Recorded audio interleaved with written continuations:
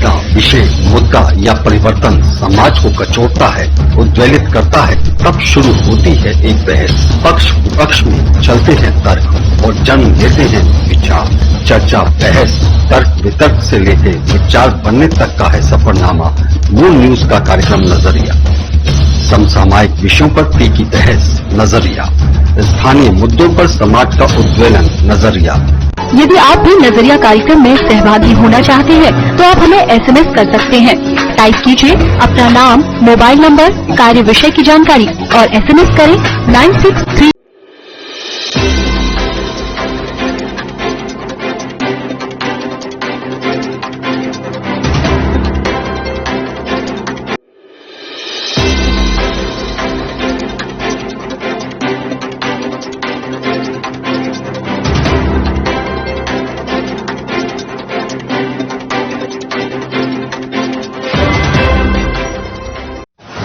नमस्कार, आप देख रहे हैं मून प्राइम टाइम और मैं हूं आपके साथ आकांक्षा अग्रवाल। खबरों की ओर रुख करने से पहले एक बार नजर डाल लेते हैं हेडलाइंस की ओर।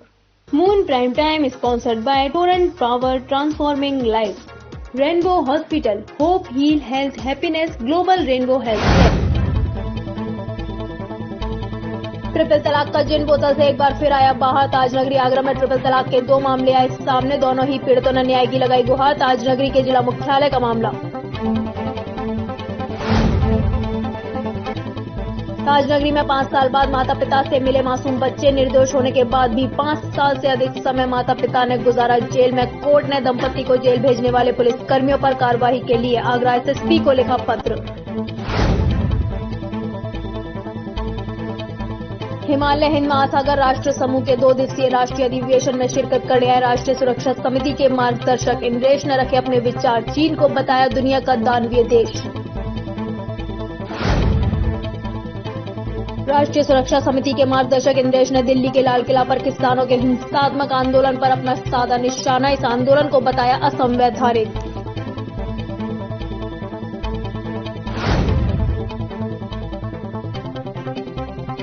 मकानों में आई दरारों से मचा हड़कंप। जमीन धंसने के कारण पड़ी मकानों में दरार। प्रशासनिक अधिकारियों ने लोगों से मकान खाली करने की अपील। थाना कोतवाली के रोशन मोहल्ले क्षेत्र का मामला।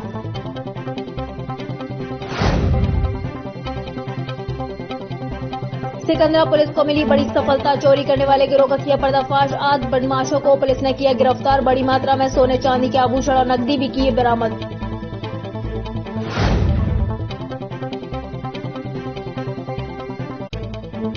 ताजनगरी में कोहरे और सर्दी के चलते लोगों को हो रही खासी परेशानियां। सड़क और रेल यातायात पर भी पड़ रहा कोहरे का बड़ा असर।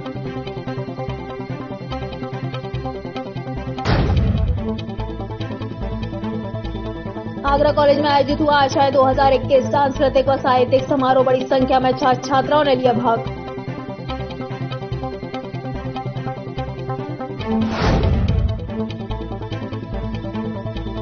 भारत रक्षा मंच की ओर से आगरा में बैठक का किया गया आयोजन। राम मंदिर निर्माण समर्पण निधि पर की गई चर्चा। किसान आंदोलन पर भी रखे अपने विचार।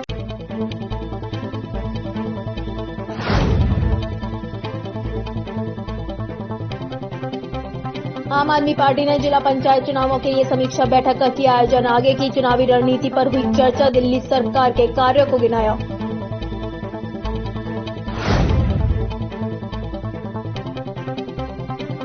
दिल्ली में चल रहे किसान आंदोलन को लेकर मथुरा में किसानों में दिखा आक्रोश। मथुरा के वरिष्ठ पुलिस अधीक्षक ने लिया यमुना एक्सप्रेसवे का जायजा। अलग से पुलिस फोर्स किया गया तैनात। पिता पुत्र की हत्या के मामले में पुलिस ने एक आरोपी को किया गिरफ्तार। 1 सप्ताह पूर्व मामूली विवाद में आधा दर्जन से अधिक पड़ोसियों ने पिता पुत्र को गोली मारकर उतारा मौत के घाट। थाना बसौली क्षेत्र के अंतर्गत गांव खुर्जा शिवलाल में हुई थी घटना। मथुरा में लोगों को यातायात के नियमों के प्रति जागरूक करने के लिए छात्र छात्राओं ने निकाली जागरूकता रैली। रैली के माध्यम से लोगों को यातायात के नियमों के प्रति किया गया जागरूक। ताजनगरी आगरा में ट्रिपल तलाक का जिन एक बार फिर बाहर आ गया है। दरअसल आपको बताते चलें कि आगरा जिला मुख्यालय पर मौजूद पुलिस अधिकारियों के सामने ट्रिपल तलाक के 2 मामले सामने आए हैं, जिनमें एक मामला न्यू आगरा का तो दूसरा मामला लोहा मंडी का है। दोनों ही पीड़िताओं ने न्याय की गुहार लगाते हुए पुलिस अधिकारियों से कार्रवाई की मांग की है। ताजनगरी आगरा में एक बार फिर ट्रिपल तलाक का जिन बोतल से बाहर आ गया है। दरअसल शुक्रवार को आगरा के जिला मुख्यालय पर ट्रिपल तलाक के दो मामले सामने आए हैं, जिसमें एक मामला लोहा मंडी थाना क्षेत्र का है तो दूसरा न्यू आगरा थाना क्षेत्र का है। आगरा शहर की समाज सेविका और वरिष्ठ कांग्रेस नेत्री शबाना खंडेलवाल दोनों ही ट्रिपल तलाक के मामलों को लेकर जिला मुख्यालय पहुंची, जहां पुलिस अधिकारियों से न्याय की गुहार लगाते हुए पीड़ितों को हर संभव मदद का भरोसा दिलाया। 3 तलाक उन्होंने किया था फौज में लोहे मंडी थाने में, यहीं पे छोड़ के चली गए। तो 3 तलाक देता हूँ मैं 3 नहीं रखूंगा मैं। थाने पर ही 3 तलाक बोल दिया था। नहीं पे यहीं पे मेरा घर है, नहीं बीच पे रोड पे छोड़ के चली गई तो अच्छा जी हाँ, कह रहे मैं 3 तलाक दे रहा हूँ, मैं 3 रखूंगा नहीं। क्यों रखते क्यों नहीं है, क्या कारण है? जी सास ने कहती है ले मैं तेरी दूल्हा की दूसरी शादी कराऊंगी मैं तेरे की दूल्हा की, तो मैं गलती माफी मांगती हूँ, वो नहीं रखती। ये बच्चे को भी छीन लिया है। वो एक लड़का है, मेरे लड़के को छीन लिया उन्होंने सर। आज अधिकारियों से मुलाकात हुई है, क्या आश्वासन दिया? अधिकारियों से मुलाकात हुई है, क्या कहा उन्होंने भी ये बोला लेंगे दिलाएंगे इंसाफ करने के। यह कोई पहला मामला नहीं है जब ट्रिपल तलाक के मामले सामने आए हों। उत्तर प्रदेश शासन द्वारा ट्रिपल तलाक का कानून लागू होने के बाद सबसे पहले आगरा के लोहा मंडी थाने में ट्रिपल तलाक का मुकदमा दर्ज किया गया था। उसके बाद एक नए मामले पुलिस के सामने आ रहे हैं। शुक्रवार को जो 2 नए मामले सामने आए हैं, जिसमें आरोपी पति ने एक पीड़िता को दहेज के लिए सड़क पर ट्रिपल तलाक दे दिया, तो दूसरे आरोपी ने दूसरी शादी रचाने के लिए फोन पर पीड़िता को ट्रिपल तलाक दिया है। इनका मामला थाना न्यू आगरा का है, नसीराबाद में वो रहता है लड़का रहमान। 1 साल हो गया उसको शादी करके, उसके बाद दहेज को लेके उसने घर में बिठा रखा है। रोज ये लोग संपर्क करने की कोशिश कर रहे हैं। मैंने भी 1 बार 2 बार मीटिंग कराने की कोशिश की, बट उनका कहना ये है कि मैं 50,000 पुलिस पे खर्च कर दूंगा, मगर इसको नहीं दूंगा 1 रुपया भी, जब तक कि जो हमारी शर्तें हैं वो ये नहीं मानेगी। 3 तलाक का मामला कहाँ नजर आ रहा है? बोला ना इसको फोन पर, उन्होंने बोला कि मेरी तरफ से आपको तलाक है, मैं तलाक देता हूँ आपको, फोन पर 3 बार। उसके साथ भी यही बोला उसने। एसएसपी आगरा बबलू कुमार की अनुपस्थिति में एसपी क्राइम आगरा ने दोनों ही मामलों की सुनवाई की और संबंधित थानों को दिशा निर्देश जारी कर कार्रवाई करने के आदेश भी जारी किए। 5 साल पहले हत्या के झूठे मुकदमे में जेल जाने के बाद अब दंपति को अपने बेटा बेटी मिल गए हैं। ये दंपति हत्या के झूठे मुकदमे में जेल गए थे। उस समय बच्चों की उम्र तकरीबन 3 और 4 वर्ष थी। दोनों ही बच्चे कानपुर के बाल सुधार गृह में रह रहे थे। अधिवक्ता, आरटीआई एक्टिविस्ट और पुलिस के आला अफसरों की मदद से अब इस दंपति को दोनों बच्चे मिल गए हैं। ताजनगरी आगरा में एक अजीबोगरीब मामला सामने आया है। मामला ताजनगरी आगरा के बाह थाना क्षेत्र का है।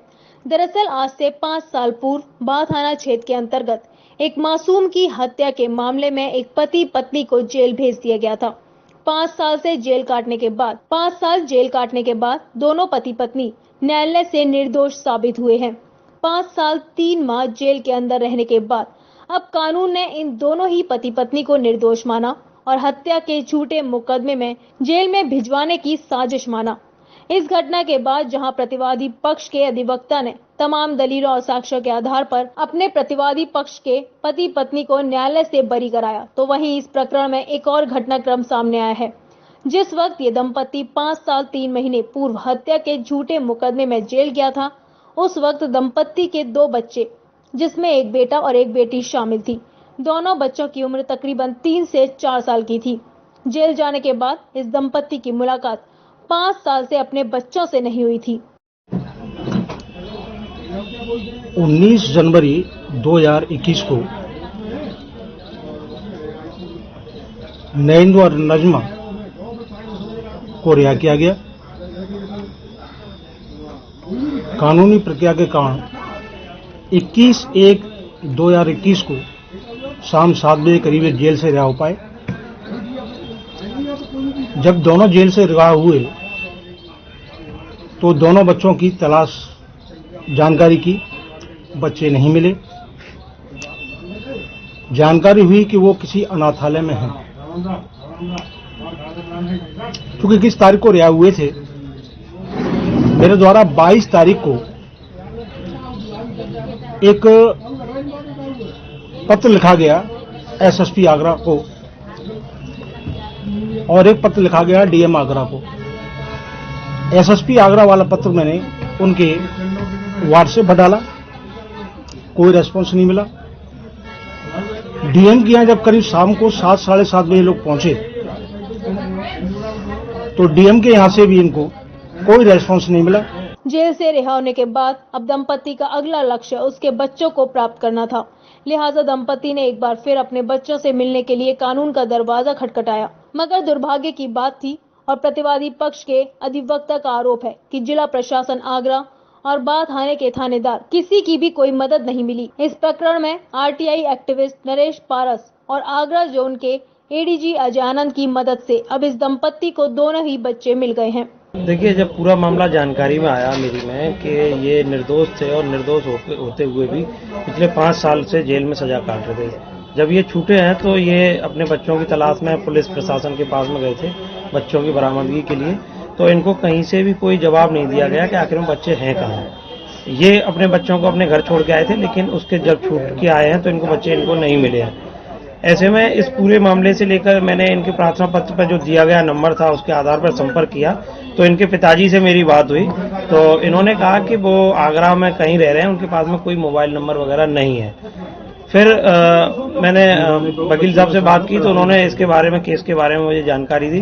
बताया कि पिछले 5 साल पहले जब ये जेल गए थे तो अपने बच्चों को घर छोड़ के आए थे, लेकिन जब ये छूट के जब वापस आए तो बच्चे नहीं मिल रहे हैं। शासन प्रशासन से हमने मांग की है, लेकिन बच्चों की क्या स्थिति अभी कोई नहीं पता चल पा रहा है। अब सरकार का प्रावधान ये होना चाहिए, इस परिवार को मुआवजा दे और साथ ही साथ ये 2 बच्चे हैं जिनकी शिक्षा भी खराब हुई है और परिवार से भी दूर रहे हैं। तो जिला प्रशासन से मेरी मांग है, एक आईसीपीएस स्पॉन्सरशिप योजना होती है, उस योजना में इस परिवार को बच्चे की सहायता के लिए 2000 रुपये प्रतिमाह दिया जाता है। तो मैं मांग यही करता हूं कि इन दोनों बच्चों को 2-2 हजार रुपये की प्रतिमाह की स्पॉन्सरशिप योजना से जोड़ा जाए, जिससे इस परिवार की आर्थिक सहायता हो सके। प्रतिवादी पक्ष के अधिवक्ता के मुताबिक जिस वक्त ये दंपति 5 साल 3 महीने पूर्व हत्या के झूठे मुकदमे में जेल गया था, उस समय बच्चों की उम्र तकरीबन 3 से 4 साल की थी और दोनों ही बच्चे कानपुर बाल सुधार गृह में रह रहे थे। दंपति को बच्चे मिलने के बाद दंपति के चेहरे पर खुशी का ठिकाना नहीं रहा। बहुत अच्छा लग रहा है, 5 साल बाद मैं अपने बच्चों से मिला हूं।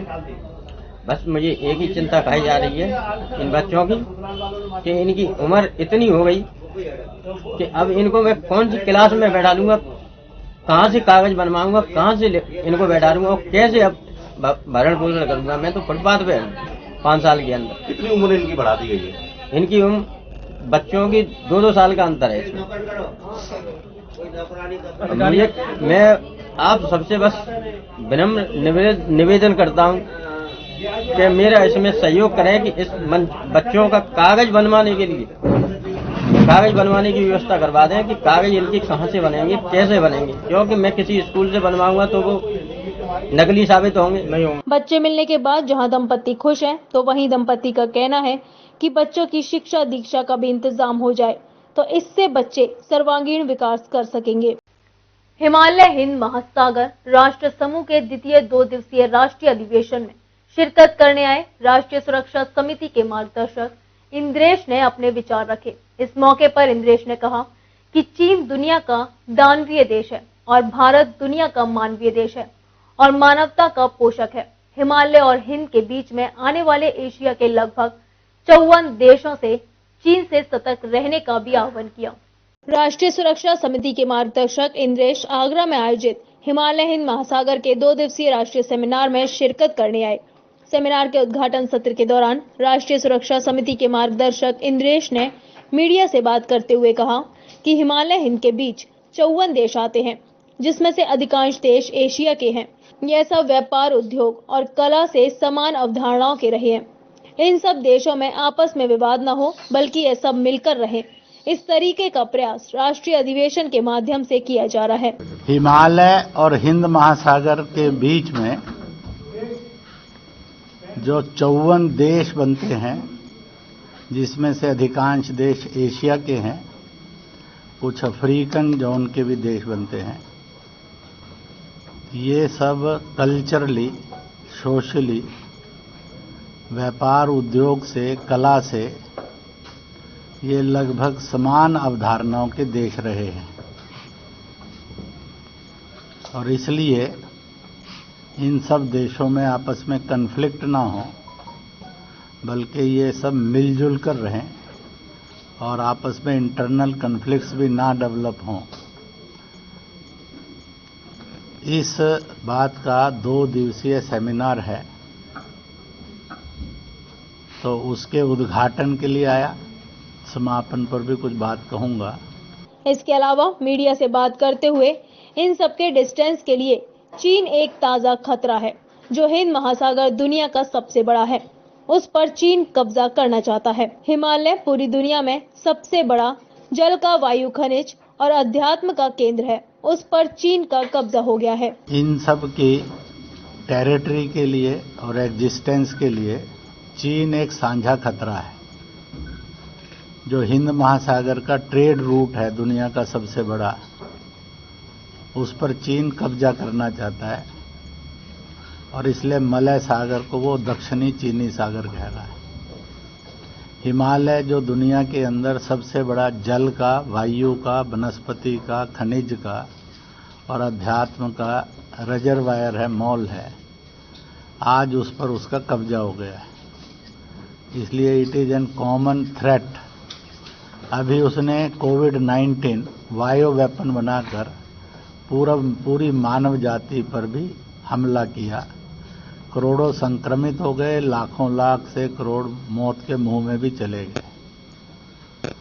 तो ये सब देश मिलकर उन जीवन मूल्यों का संरक्षण करें, आचरण करें, जो कॉमन खतरा है उसको भी ठीक से मीट आउट कर सकें और विश्व को भी ठीक रास्ता दिखा सकें। इसलिए इस हिमालय हिंद महासागर राष्ट्र समूह HHRS, हर्ष, इस नाम से इसकी रचना 2 साल पहले आगरा में हुई थी और अभी भी उसका द्वितीय सम्मेलन आगरा में ही संपन्न हो रहा है। अभी चीन ने हाल ही में कोविड-19 वायु वेपन बनाकर पूरी मानव जाति पर हमला किया। करोड़ों संक्रमित हुए, लाखों लोग मौत के मुंह में चले गए। ये सब देश मिलकर जीवन मूल्यों को आचरण करें और जो कॉमन खतरा है उससे सतर्क रहें और विश्व में ठीक रास्ता दिखा सके। इसलिए हिमालय हिंद महासागर राष्ट्र समूह की रचना 2 वर्ष पूर्व आगरा में हुई थी और उसका द्वितीय राष्ट्रीय सम्मेलन भी आगरा में संपन्न हो रहा है। सम्मेलन में पिछली बार 39 देशों की सहभागिता थी, मगर कोविड-19 के चलते अभी भी लगभग इतने ही देशों का प्रतिनिधित्व सेमिनार में हो रहा है। सम्मेलन में पिछली बार लगभग 39-40 देशों का प्रतिनिधित्व था, पर कोविड के कारण अभी भी लगभग इतने ही देशों का प्रतिनिधित्व वेबिनार के रूप में हो रहा है। और मुझे पूरा विश्वास है कि भारत विदाउट कॉन्फ्लिक्ट्स और Asia without conflicts then full of peace and brotherhoodness, ऐसा विश्व बनाया जा सकेगा। क्योंकि अभी कोविड-19 से एक बात तय हो गई, चीन दुनिया का दानवी देश है, मानव जाति का दुश्मन है। भारत दुनिया का मानवीय देश है और मानवता का और मानवीय जीवन मूल्यों का पोषक है, सहारा है। पश्चिम, लेफ्ट और वेस्ट, ये अधिकतर देश भोगवादी हैं जो कोविड-19 को सह नहीं सके। तो इस प्रकार से जो भारत का आज एक जीवन मूल्य प्रतिष्ठित हुआ है, यह किसी राजनीतिक दलदल की बलि ना चढ़ जाए, इसलिए इस बात की सावधानी रखते हुए आगरा को ये सौभाग्य फैंस ने दिया है। इसके लिए ये एक नया प्रयोग आगरा से पूरे भारत में और 54 देशों से होकर विश्व में और इसका प्रकाश फैले, इसका कार्यक्रम के लिए मैं आया। कोविड-19 से एक बात तय हो गई कि चीन दुनिया का दानवीय देश है और भारत दुनिया का मानवीय देश है और मानवता का पोषक है। आगरा राष्ट्रीय सुरक्षा समिति के मार्गदर्शक इंद्रेश ने दिल्ली के लाल किला पर किसानों के हिंसात्मक आंदोलन पर अपना निशाना साधा, जहां इस आंदोलन को असंवैधानिक, अलोकतांत्रिक बताते हुए इस तरीके का कृत्य करने वाले लोगों के खिलाफ कार्रवाई की मांग की है, तो वहीं विपक्ष में सपा, कांग्रेस और आम आदमी पार्टी को भी आड़े हाथों लिया है। 26 जनवरी को अपनी मांगों को लेकर हिंसात्मक आंदोलन करने वाले किसान के वेश में ट्रैक्टर पर सवार लोगों के खिलाफ राष्ट्रीय सुरक्षा मंच के मार्गदर्शक इंद्रेश ने अपना आक्रोश व्यक्त किया। राष्ट्रीय सुरक्षा मंच के मार्गदर्शक इंद्रेश ने कहा कि 26 जनवरी को दिल्ली के लाल किले पर हुई एक घटना की हम घोर निंदा करते हैं और यह बहुत अशोभनीय है। 26 जनवरी को जो एक अराजकता का प्रदर्शन किया गया वो घोर निंदनीय है, ना उसका शोभनीय थी, ना है, ना हो सकती है, और इसके लिए कठोर शब्दों में निंदा करते हैं। हर एक को अभिव्यक्ति का अधिकार है, पर अभिव्यक्ति में अराजकता फैलाने का अधिकार किसी को नहीं है। इसलिए लाल किले पर इस तरह से चढ़ना, वहाँ हुड़दंग मचाना, वहाँ पर तिरंगे के अतिरिक्त कोई भी झंडे लहराना, यह अलोकतांत्रिक है, अमानवीय है, असंवैधानिक है।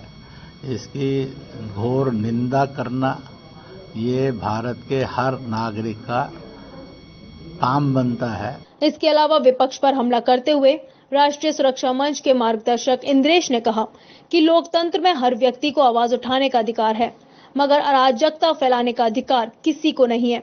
लाल किले पर इस तरीके से चढ़ना और दंग मचाना, तिरंगे के अतिरिक्त कोई भी झंडा लहराना, यह अलोकतांत्रिक है, अमानवीय है और असंवैधानिक है। और इसी के साथ साथ एजेंसियों ने, विशेष रूप से पुलिस और सुरक्षा एजेंसियों ने जिस पेशेंस के साथ ऐसे और उद्दंड लोगों से मार भी खाई, परंतु अपना पेशेंस नहीं लूज किया, उनको प्रशंसा है, धन्यवाद है कि उन्होंने लोकतंत्र की रक्षा करने में एक बड़ी भूमिका निभाई। अब समय आ गया है जब ऐसे सारे एलिमेंट्स से को चिन्हित करके जैसे एफआईआर आदि दर्ज हो रही हैं, इन पर आवश्यक और सख्त कार्रवाई की जानी चाहिए। सर, किसान कह रहे हैं कि ये सरकार की साजिश है।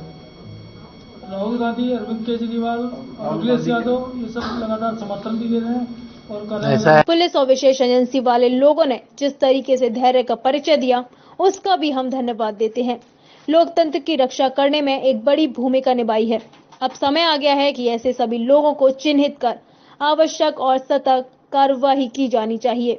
चीन जब भारत का विरोध करता है तो विपक्ष भारत की सेना के विरुद्ध खड़े हो जाते हैं।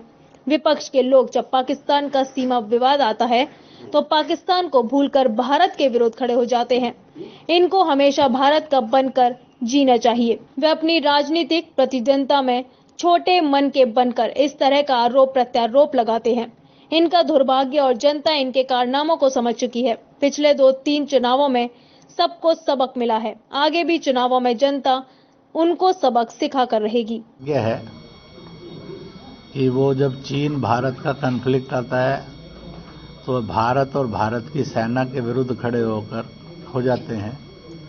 जब चीन, भारत और पाकिस्तान का सीमा विवाद आता है तो वह पाकिस्तान को भूलकर भारत के विरुद्ध खड़े हो जाते हैं।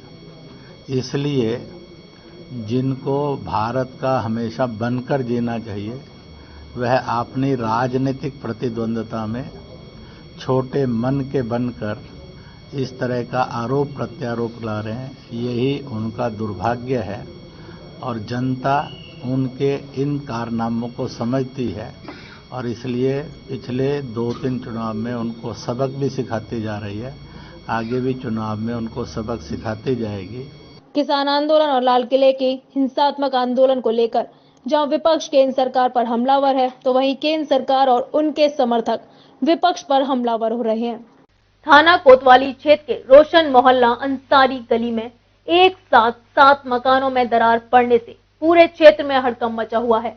जमीन धंसने के कारण मकानों में दरार आने की बात कही जा रही है, तो वहीं मौके पर पहुंची प्रशासन की टीम दरार पड़ी भवनों में रह रहे लोगों से भवन खाली करने की बात कही, तो वहीं भवन मालिक अपने मकान खाली नहीं करने पे अड़े हुए हैं। आगरा के कोतवाली थाना क्षेत्र के रोशन मोहल्ला अंसारी गली में एक साथ कई मकानों की दीवारों में दरार आने से पूरे क्षेत्र में हड़कंप मच गया। क्षेत्रीय लोगों ने बताया कि 7 मकानों में ये दीवारें आई हैं, जिससे इन मकानों में रहने वाले लोगों में दहशत व्याप्त है। बताया जा रहा है कि जमीन धंसने के कारण ये दरारें आ रही हैं। तो वहीं मौके पर पहुंची प्रशासन की टीम ने इन घरों में रहने वाले लोगों को उनके भवन खाली करने के आदेश दे दिए हैं, लेकिन इसके बावजूद लोगों का कहना है कि वे अपने घर खाली नहीं करेंगे। इसकी वजह से फूल हो रहा है, तो जमीन जो है अंदर से नीचे से धंसना चालू हो गई है, तो इसकी वजह से मकानों में फूल बढ़ते जा रहा है। अभी तक और मतलब हमारी कोई सुनवाई अभी तक नहीं हुई है। प्रशासन के अभी आदमी आए और पार्षद के भी आदमी आए, मगर कोई सुनवाई नहीं हुई, किसी ने कोई परवाह नहीं करी हमारी। कोई अधिकारी आया था यहाँ पर? अधिकारी भी आए, प्रशासन क्या बोल के गए कि एक मकान खाली कर दो, तो हम सर ये बताइए कहाँ जाए, हम कहाँ छोड़ के जाए अपने घर मकान को छोड़ के? ये मकान कम से कम 3 मकान तो एक संग बहुत झटके में है, एक संग 3/259। कोई झटका महसूस हुआ था इस तरीके की दोबारा? नहीं, कोई झटका नहीं महसूस हुआ, ये अचानक बढ़ता चला गया, 8 दिन में बढ़ता चला गया, एकदम ऐसा मकान में चिराव होता चला गया। वहीं मकानों में पड़ी दरारें लगातार बढ़ती जा रही हैं, जो किसी बड़ी अनहोनी या घटना का संकेत दे रही है। जहां प्रशासन के अधिकारी लगातार इन लोगों से मकान खाली करने की बात कह रहे हैं, तो वहीं लोगों का कहना है कि वे अपने मकान खाली नहीं करेंगे। उनका कहना है कि इस पूरे मामले में मकान मालिक प्रशासन से मुआवजे की भी मांग कर रहे हैं। पुलिस अधीक्षक नगर के निर्देशन में कार्य कर रही और बीती रात गश्त कर रही थाना सिकंदरा पुलिस को एक बड़ी सफलता हाथ लगी है। पुलिस ने चोरी करने वाले गिरोह के 8 सदस्यों को अपनी हिरासत में ले लिया है, जिनमें से भारी मात्रा में सोने चांदी के आभूषणों की बरामदगी हुई है।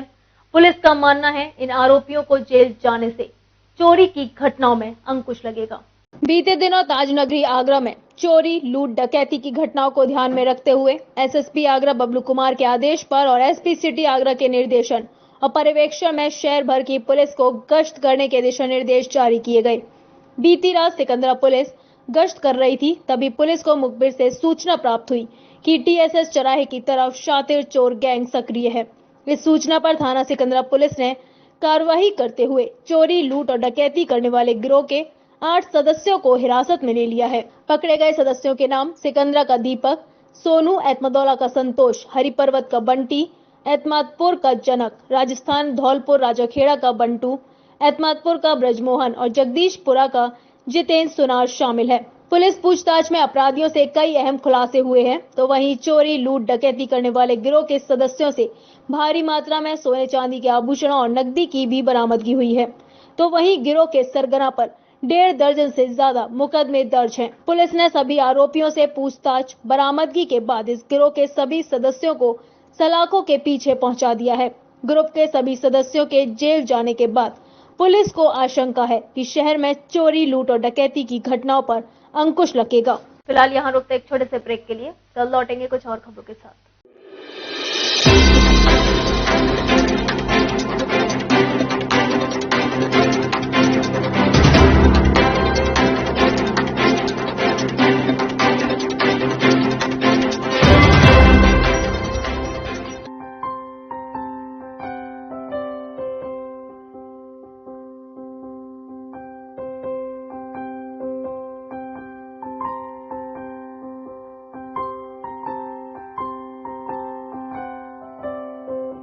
जब भी कोई घटना, विषय, मुद्दा या परिवर्तन समाज को कचोटता है, उद्वेलित करता है, तब शुरू होती है एक बहस। पक्ष विपक्ष में चलते हैं तर्क और जन्म लेते हैं विचार।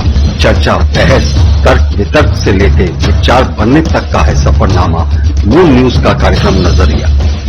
समसामयिक विषयों पर तीखी बहस, नजरिया। स्थानीय मुद्दों पर समाज का उद्वेलन, नजरिया।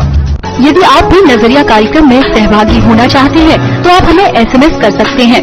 टाइप कीजिए अपना नाम, मोबाइल नंबर, कार्य विषय की जानकारी और एसएमएस करें 963900। ब्रेक के बाद आप सभी का एक बार फिर स्वागत है। अब रुक करते हैं आगे की खबरों पर। आगरा कॉलेज में वार्षिक सांस्कृतिक एवं साहित्यिक कार्यक्रम का आयोजन किया जा रहा है, जिसमें शुक्रवार को लोक गायन, एकल पेंटिंग, क्ले मॉडलिंग का व्यापार आदि का आयोजन किया गया। इसमें छात्र छात्राओं ने बढ़ चढ़कर अपनी प्रतिभा का प्रदर्शन किया। आगरा कॉलेज में वार्षिक सांस्कृतिक एवं साहित्यिक कार्यक्रम का आयोजन किया जा रहा है, जिसमें शुक्रवार को लोक गायन, एकल पेंटिंग, क्ले मॉडलिंग का व्यापार आदि का आयोजन किया गया। इसमें छात्र छात्राओं ने बढ़ चढ़कर अपनी प्रतिभा का प्रदर्शन किया। छात्रों का कहना था, इस तरह के आयोजन से छात्रों में आत्मविश्वास बढ़ता है और आगे बढ़ने की प्रेरणा मिलती है। डॉक्टर सुनीता यादव का कहना था, सांस्कृतिक कार्यक्रमों के माध्यम से छात्र अपनी प्रतिभा को प्रस्तुत करते हैं। हमारे यहाँ आगरा कॉलेज में प्रतिवर्ष वार्षिक समारोह आयोजित किए जाते हैं जो 10 से 15 दिन चलते हैं। इस वर्ष इसको थोड़ा सा संकुचित कर दिया गया है और हर वर्ष की अपेक्षा सभी डिपार्टमेंट्स के लोग अलग अलग जगहों पर अलग अलग प्रतियोगिताएं आयोजित कर रहे हैं। तो ये एक वार्षिक समारोह का एक हिस्सा है। आशाएं के नाम से हम लोग प्रतिवर्ष करते हैं, जिसमें सभी तरीके की प्रतियोगिताएं होती हैं। मैं संगीत विभाग से हूं, तो मेरे यहाँ संगीत विभाग में संगीत से संबंधित प्रतियोगिताएं आयोजित की जा रही हैं।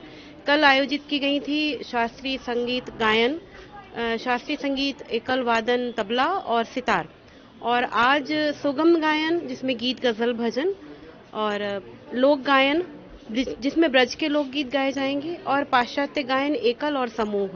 आगरा कॉलेज की साहित्यिक एवं सांस्कृतिक गतिविधि समितियों के द्वारा प्रतिवर्ष कॉलेज का वार्षिक उत्सव किया जाता है, जिसमें विभिन्न प्रकार की प्रतियोगिताएं और गतिविधियां आयोजित की जाती हैं।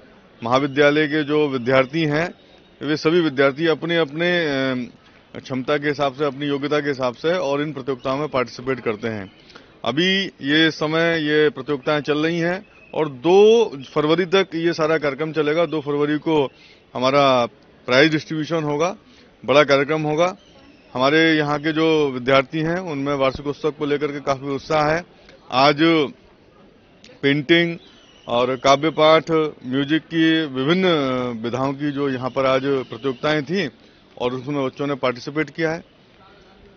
ये सांस्कृतिक और साहित्यिक प्रोग्राम 2021 आशाएं के अंतर्गत आगरा कॉलेज में ये ललित कला विभाग के अंतर्गत 3 दिवसीय हमारा ये कार्यक्रम जो है बच्चों के प्रतियोगिता का चल रहा है, जिसमें बच्चों ने कल दिनांक 28 जनवरी को पोस्टर, कार्टून और कोलाज में छात्राओं ने प्रतिभागी रहे हैं और इसमें प्रथम, द्वितीय एवं तृतीय एवं सांत्वना पुरस्कार भी इनको दिया गया है। और आज जो है क्ले मॉडलिंग का चल रहा है और इसके बाद पेंटिंग और मेहंदी का भी इनकी प्रतियोगिता आयोजित की गई है। मैंने यहाँ पे फोक में भी, वेस्टर्न में भी और वेस्टर्न ग्रुप भी, और यहाँ पे लास्ट है सुगम संगीत है, इसमें भी पार्टिसिपेट किया। कम से कम 50 से 60 लोगों ने यहाँ पे पार्टिसिपेट किया। यहाँ पे अच्छे डेकोरेशन वगैरह हमने क्लासेस में किए हैं और हम लोग जहाँ तक कि वॉलंटियर्स हैं कॉलेज में, जो हमें चुना गया तो उसी हिसाब से हम लोगों को यहाँ पे सारी फैसिलिटीज़ वगैरह, यहाँ की सुविधा वगैरह हमें देखनी थी, तो उस हिसाब से यहाँ पे सब कुछ अच्छा हुआ है और टीचर्स को भी अच्छा लगा है। मैंने भी शास्त्रीय और सुगम संगीत दोनों में पार्टिसिपेट किया है, बहुत अच्छा लगता है। प्रत्येक वर्ष आशाएं कार्यक्रम यहाँ पर होता है जो एक एनुअल फंक्शन के तरीके से होता है। जैसे अन्य विद्यालयों में एनुअल फंक्शन होता है, यहाँ पर आगरा कॉलेज आगरा के अंदर आशाएं कार्यक्रम होता है। हाँ, प्रतिवर्ष करते हैं और यहाँ पर लगभग 50 से 60 विद्यार्थी हर क्षेत्र में प्रदर्शन करते हैं। फोक है, वेस्टर्न है, अन्य सब में होता है और प्राइज डिस्ट्रीब्यूशन यहाँ पर 2 तारीख को है और यहीं हॉल में होगा। ललित कला संस्थान के अंतर्गत 28-29 जनवरी को आयोजित प्रतियोगिता में 50 से 60 छात्रों ने प्रतिभाग लिया। इसमें पोस्टर प्रतियोगिता में ममता प्रथम, सोनम का नृत्य, पूनम कुमार तृतीय एवं आशीष उपाध्याय को सांत्वना पुरस्कार से पुरस्कृत किया गया। इस कार्यक्रम में आयोजित समिति के सदस्य डॉक्टर मीना कुमारी, डॉक्टर सुनीता यादव, मीरा शर्मा एवं डॉक्टर विनीता गुप्ता द्वारा आयोजित की गई। इस आयोजन की अध्यक्षता डॉक्टर चतुर्वेदी ने की। शुक्रवार को आम आदमी पार्टी ने जिला पंचायत चुनावों के लिए समीक्षा बैठक का आयोजन किया। आगामी जिला पंचायत चुनावों में किस तरह से कार्य करना है और आगे की रणनीति क्या होगी, इस पर विचार विमर्श हुआ। इसके साथ ही कार्यकर्ता सम्मान समारोह का आयोजन दक्षिण विधानसभा में आयोजित किया गया। शुक्रवार को आम आदमी पार्टी ने जिला पंचायत चुनावों के लिए समीक्षा बैठक का आयोजन किया। आगामी जिला पंचायत चुनावों में किस तरह से कार्य करना है और आगे की रणनीति क्या होगी, इस पर विचार विमर्श हुआ। इसके साथ ही कार्यकर्ता सम्मान समारोह का आयोजन दक्षिण विधानसभा में आयोजित किया गया। समारोह में दिल्ली के विधायक गिरीश सोनी मुख्य अतिथि के रूप में उपस्थित रहे। आयोजन में कार्यकर्ताओं ने दिल्ली सरकार के कार्य गिनाए। देखिए, आम आदमी पार्टी जिला पंचायत के चुनाव लड़ रही है, मजबूती से लड़ेगी और जिला पंचायत एक सेमीफाइनल है, फाइनल 2022 में होगा जिसमें आम आदमी पार्टी विधानसभा के चुनाव लड़ेगी।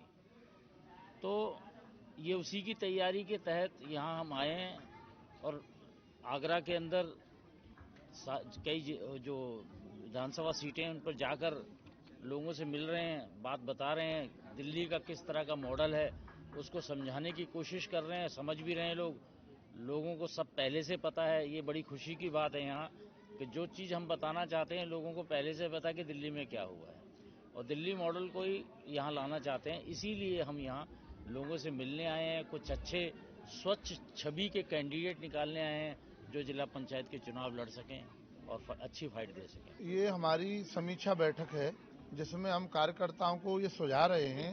हमारे दिल्ली से पहले राजेंद्र पाल गौतम जी विधायक आए, अब गिरीश सोनी जी आ रहे हैं, हमारे नूर मोहम्मद जिला प्रभारी हैं, हमारे मीडिया के अनमोल बंसल हैं, रमजान अब्बास जी हैं, प्रियंका हैं। हम सारे लोग कार्यकर्ताओं को ये बता रहे हैं कि जिला पंचायत के चुनाव हमें किस तरीके से लड़ने हैं, कैसे टीम गठित होंगी, कैसे हमको जो है वहाँ से जिला पंचायत के चुनाव जिताने हैं। इसके लिए हमारे बार बार दिल्ली से विधायक आ रहे हैं, प्रभारी आ रहे हैं, प्रदेश के नेता आ रहे हैं, इसी पर हम लोग काम कर रहे हैं। आज जो हमारी मीटिंग है ये समीक्षा मीटिंग है।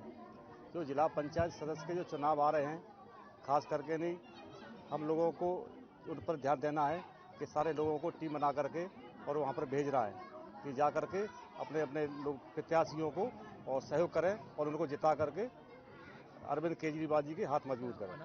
आज आम आदमी पार्टी का कार्यकर्ता संवाद कार्यक्रम दक्षिण विधानसभा में किया गया है। इसमें मुख्य अतिथि गिरीश सोनी जी जो कि दिल्ली के विधायक हैं और पूर्व में मंत्री भी रहे हैं, वो उपस्थित हुए हैं। जिस तरह से दिल्ली सरकार ने चाहे वो एजुकेशन हो, चाहे वो स्वास्थ्य हो, चाहे पानी हो, बिजली हो, चाहे शिक्षा हो, उसके ऊपर जो काम किए हैं, आज उन्हीं कार्यक्रमों को हम लेकर उत्तर प्रदेश में आए हैं और उत्तर प्रदेश की जनता को बताना चाहते हैं कि एक ईमानदार सरकार चाहे तो जनता लिए क्या नहीं कर सकती है। आज उसी की कड़ी में आज आगरा में दक्षिण विधानसभा में हम लोग प्रोग्राम कर रहे हैं और ये हमारा निरंतर 9 विधानसभा में ये कार्यक्रम होता रहेगा। इस अवसर पर आम आदमी पार्टी से जुड़े कार्यकर्ता और समस्त पदाधिकारी उपस्थित रहे। कार्यकर्ताओं ने केंद्र और प्रदेश सरकार पर जमकर निशाना साधा। इसके साथ ही सभी ने आगामी चुनावों में पूरी दमदारी के साथ कार्य करने की बात कही। इस अवसर पर दिल्ली के विधायक राजेंद्र पाल गौतम, विधायक गिरीश सोनी, जिला प्रभारी नूर मोहम्मद, मीडिया प्रभारी अनमोल बंसल मुख्य रूप से उपस्थित रहे। शुक्रवार को संजय प्लेस पर भारत रक्षा मंच की ओर से बैठक का आयोजन हुआ। बैठक में राम मंदिर निर्माण समर्पण निधि पर चर्चा की गई। इसके साथ ही जगह जगह हो रहे किसान आंदोलन पर भी विचार रखे गए। बैठक में प्रांतीय व जिला कार्यकारिणी सदस्य, महिला मंच, युवा मंच के पदाधिकारी उपस्थित रहे। भारत रक्षा मंच की ओर से एक तो निधि, राम मंदिर निर्माण निधि कार्यक्रम को लेकर के कुछ चर्चा पर चर्चा होनी है और हमारे बीच में माननीय सूर्यकांत केलकर जी वरिष्ठ संघ के प्रचारक भी हैं और भारत रक्षा मंच के राष्ट्रीय संगठन मंत्री हैं। उनका आगरा प्रवास है तो अपने कार्यकर्ताओं से रूबरू हों, एक ये बात है। और मंच की जो आगामी योजना है, दिशा योजना, जैसे दिल्ली में जो कल हुआ 26 जनवरी को, उसके विषय में हमारा क्या दृष्टिकोण है, क्या हमारे सरकार की उदासीनता है या हमारे कार्यकर्ताओं की सोच क्या बन रही है, इस पर चर्चा करेंगे और चर्चा के बाद जो मत रहेगा वो आप लोगों के सामने आएगा। मैं सूर्यकांत केलकर, भारत रक्षा मंच का राष्ट्रीय संयोजक हूँ। 26 जनवरी के दिन दिल्ली में जो घटना हुई उसकी भारत रक्षा मंच घोर निंदा करता है। वैसे पहले से संकेत मिल रहे थे कि किसान आंदोलन के नाम पर देश विरोधी ताकतें उसमें लगी है। किसानों को देश का नागरिक मानते हुए सरकार ने और पुलिस ने जो संयम दिखाया है वो अभूतपूर्व है। इतना संयम सरकार ने दिखाया केवल इस कारण कि ये सब लोग किसान के नाम पर आए हुए हैं और ये हमारे नागरिक हैं, इसलिए ये संयम दिखाया, जिसकी हम तारीफ करते हैं और सरकार की प्रशंसा करते हैं इस मामले में। किंतु संयम की भी एक हद होती है, वो हद अब पार हो चुकी है। सरकार अब उपद्रवियों के साथ जो व्यवहार आवश्यक है वो कठोरतापूर्वक करे। पहले से ये संकेत मिल रहे थे कि विदेशी फंडिंग चल रहा है। जस्टिस फॉर सिख नाम की एक संस्था कनाडा से उनका व्यक्ति घोषित करता है कि जो लाल किले पर झंडा फहराएगा उसको हम 2 करोड़ कुछ लाख रुपए इनाम में देंगे। ये इतना स्पष्ट है, 2-3 दिन पहले से ये घोषणा हो चुकी है। ऐसा लगता है कि देशद्रोहियों की हरकतों से एक तरह से कहीं सरकार अनभिज्ञ रही या उसकी उतनी चिंता नहीं की गई, और हुआ यही, सारे जो प्रॉमिस सरकार के साथ पुलिस के साथ किए गए थे सारे प्रॉमिस तोड़ दिए गए। बताया था कि जनतंत्र दिन की परेड निकलने के बाद इनकी परेड निकलेगी, किंतु जनतंत्र की परेड उधर चालू हुई और इन्होंने इधर बैरिकेड तोड़ना चालू कर दिया और अपनी परेड आगे निकालना शुरू किया। ट्रैक्टर जो दौड़ाए वो ट्रैक्टर भी कई जगह हमलावर टैंक जैसे दिखाई दिए। पुलिस पे दौड़ा रहे, पुलिस को मारने के लिए, पुलिस जान बचाने के लिए। पुलिस चाहती या सेना चाहती तो गोलियां चला सकती थी, फिर भी बहुत संयम बरता और लोग पुलिस को अपनी जान बचाने के लिए इधर उधर भागना पड़ा है। यह एक तरह से वो ये संकेत दे रहे हैं कि आप चाहे जो उपद्रव करो, पुलिस पे पथराव करो, पुलिस पे लाठियां चलाओ। ये बहुत ही गलत संदेश किसान आंदोलन के नेताओं ने और उनके लोगों ने दिया है, जिसकी घोर निंदा हम करते हैं। दिल्ली में चल रहे किसान आंदोलन को लेकर मथुरा में किसानों का आक्रोश साफ नजर आ रहा है, जहां पर अलग अलग स्थानों पर किसानों की सभाएं आयोजित की जा रही थी। इसी क्रम में मथुरा के वरिष्ठ पुलिस अधीक्षक ने यमुना एक्सप्रेस का जायजा लिया और वहां पर यातायात व्यवस्था को सुचारू करवाया।